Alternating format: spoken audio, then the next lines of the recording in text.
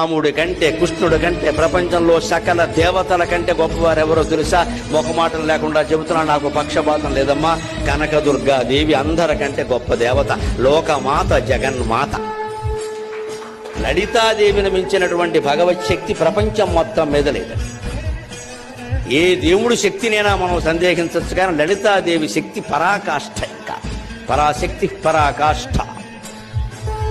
ఆవిడ అత్యంత శక్తిమంతురాలు. ఆ శక్తి లలిత పేరు మీద ఉన్న శక్తి, కర్ణుడు ప్రయోగించిన శక్తి సామాన్యం కాదు. ఆ లలితా శక్తి ముందు కృష్ణ శక్తి కూడా పనిచేయదు.